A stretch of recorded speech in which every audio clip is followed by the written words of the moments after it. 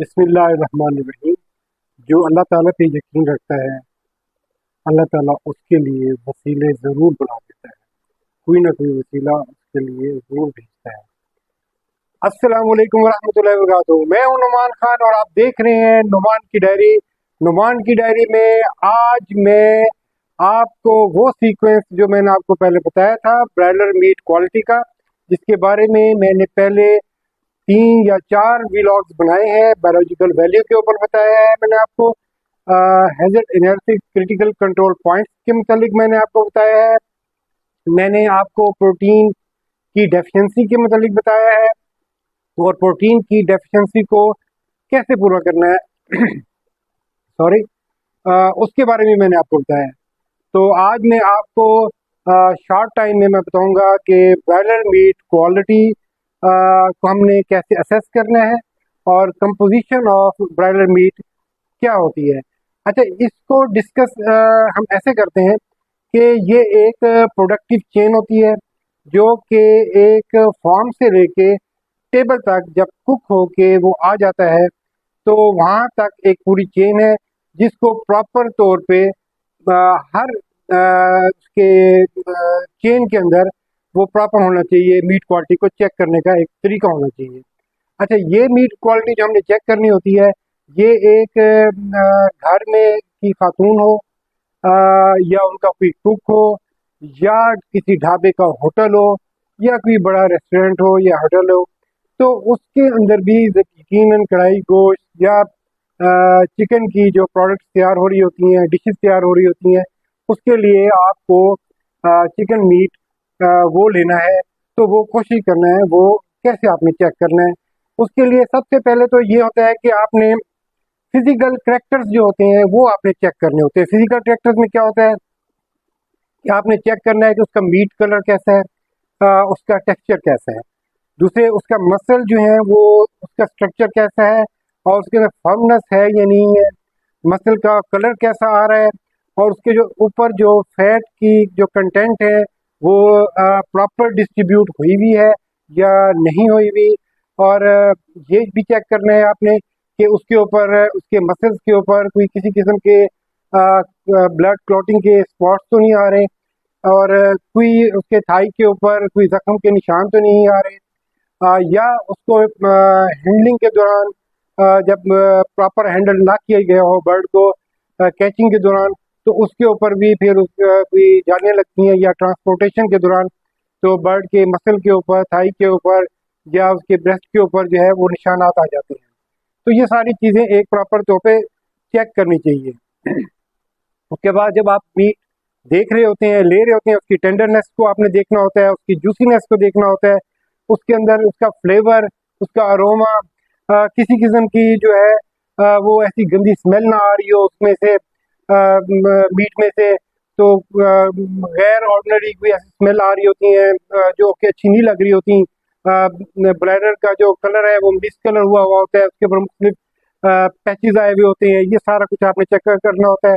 और ये ओवरऑल जो है एक्सेप्टेबिलिटी होनी चाहिए कि भी आपको ये आपके लिए ओवरऑल जो आपने एक्सेप्टेबिलिटी होनी चाहिए कि आपने सारा कुछ चेक कर लिया उसका, कि उसके अंदर स्मेल ठीक है, मीट देखने में अच्छा है और गोश्त की जो अरोमा है जो मीट का वो अच्छा है। अब आपके पास केमिकल कंपोजिशन के मुतालिक आते हैं, ज़ाहिर बात है घरों में लैब्स तो नहीं होती, बड़े होटल्स जो होते हैं डेफिनेटली जो उनका पूरा एक सिस्टम होता होगा कि वो उसको पूरा चेक करते होंगे कि इसके प्रोटीन लेवल क्या है, इसके अंदर मॉइस्चर लेवल क्या है, इसका पीएच लेवल क्या है, डेफिनेटली वो लोग चेक करते होंगे। ये घरों में नहीं हो सकता। घरों के लिए सिर्फ इतना होता है कि आपने ये जो पॉइंट्स मैंने आपको पहले बताए हैं वो चेक कर लिया करें। लेकिन होटल्स वालों को या बड़े जो ऑर्गेनाइजेशन हैं जो इस किस्म के प्रोसेसिंग प्लांट्स लगा रहे होते हैं, डेफिनेटली वो इसको चेक कर रहे होते होंगे। साथ ही साथ उसकी माइक्रोबायोलॉजिकल जो क्वालिटी है उसको भी देखना पड़ता है कि इसके अंदर बैक्टीरियल काउंट क्या है। फॉर एग्जांपल उसके अंदर साल्मोनेला, लिस्टेरिया या इस तरह के जो जरासीम है मीट के अंदर वो तो नहीं, उसके तो नहीं, वो तो नज़र नहीं आ रहे। प्रेजेंस ऑफ किसी भी किस्म के जो पैथोजेंस हैं, माइक्रो ऑर्गेनिजम्स हैं, वो तो नहीं है इसके अंदर। न्यूट्रिशनल वैल्यू क्या है उसकी, वो भी डेफिनेटली वो चेक कर रहे होते होंगे, प्रोटीन, विटामिन, मिनरल्स और ये सारा कुछ। और सबसे जो अहम चीज़ होती है जिसको हम लोग थोड़ा उसमें वीक हैं कि हम इसकी वजह से मेरा ख्याल है कि पाकिस्तान को एक्सपोर्ट की तरफ भी जाना चाहिए। पहले एक टाइम था जब एंटीबायोटिक्स जो है उसका इस्तेमाल बेदरेग हो रहा होता था, लेकिन अब बहुत साल हो गए हैं कि ऑर्गेनिक एसिड्स की तरफ आ गए हैं, ऑर्गेनिक चीज़ों की तरफ आ गए हैं।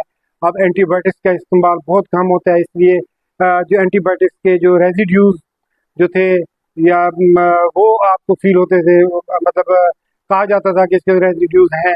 तो लेकिन अब अल्हम्दुलिल्लाह पाकिस्तान में जो ब्रायलर मीट तैयार हो रहा है वो इतना हाई क्वालिटी का है कि दुनिया के हर स्टैंडर्ड को वो मीट करने की सलाहियत रखता है। और कंटेमिनेशन जो है वो किसी किस्म की वो नहीं होनी चाहिए। आपका जो आपने जो कट्स बनाए हैं उसके बाद जब आप प्रोसेसिंग प्लांट्स में जा रहे होते हैं या किसी फट्टे से ही गोश्त तैयार किया जा रहा होता है, तो वहाँ पर भी जो है ना एक प्रॉपर तरीके से उसकी कटिंग होनी चाहिए। अब मैं आपको शॉर्ट टाइम में बताता हूँ कि भाई हमारा जो मीट होता है ब्रॉयलर मीट, उसकी जो है उसकी कंपोजिशन में वो क्या क्या कुछ होता है। तो इसके अंदर वाटर कंटेंट्स जो होते हैं वो 65 to 75% होते हैं। प्रोटीन जो होती है वो 18 to 20% वो होती है इसके अंदर। और फैट जो होती हैं वो फैट जो होता है वो 3 to 5% होती है इसके अंदर। और ये फैट जो है ना ये डिपेंड कर रही होती है ये कौन से एरिया कौन से कट के अंदर एब्डोमिनल फैट है या वो थाई की थाई से आपने लिया है या ब्रेस्ट से लिया है। तो ये थोड़ा सा इसकी हम डिस्ट्रीब्यूशन करें तो ये मुख्तलिफ होती है। और ऐश जो होती है ना इसके अंदर आप देख लें, इसके अंदर मिनरल, फास्फोरस, कैल्शियम और सोडियम, सिलीनियम, ये जो मिनरल्स हैं वो इसके अंदर होते हैं। कार्बोहाइड्रेट्स 0.5 से 1% होता है। तो हम इसको इन दूसरे हम टर्म्स में देखें, न्यूट्रिएंट्स को हम देख लेते हैं। अब इसको प्रोटीन जो है वो असेंशियल अमाइनो एसिड्स होते हैं इसके अंदर, लाइक लाइसिन, मेथियोनिन, ट्रिप्टोफैन। फिर विटामिन में niacin, vitamin B6 and B12। Minerals में phosphorus, potassium, sodium and selenium. Energy जो होती है जो इसके अंदर जो मेटाबोलाइजेबल एनर्जी जो होती है वो रेंज कर रही है वो 1200 से लेके 1400 किलो कैलोरी पर केजी के अंदर होती है। तो हम इसको अगर मस्कुलर उसमें कंपोजिशन में लेकर जाएं कि इसके किस मसल में जो है ना वो क्या क्या पोजीशन होती है, तो वो भी एक नया व्लॉग बन सकता है। तो उसकी इतनी डिटेल में जाने की फिर वक्त ज़रूरत नहीं है। तो मैंने आपको इन शॉर्ट टाइम में इसकी कंपोजिशन मैंने आपको बताई है और कोशिश की है कि आपको जो मेरी बात थी, जो मेरा प्रॉमिस था कि ब्रॉयलर मीट क्वालिटी के मुतालिक मैं आपको ब्रीफ करूँगा, कोशिश करता हूँ। और मेरी ख्वाहिश ये है कि आपको मेरी ये एफर्ट पसंद आई हो। और इंशाल्लाह ताला हम आपसे अगला जो व्लॉग है उसके अंदर मैं आपसे मुलाकात करूंगा और उसमें मैं आपको ब्रॉयलर मीट ही के मुतालिक बताऊंगा, लेकिन वो दूसरा सेगमेंट होगा, उसका आप वेट करें और वो व्लॉग भी मेरा लाजमी देखना है।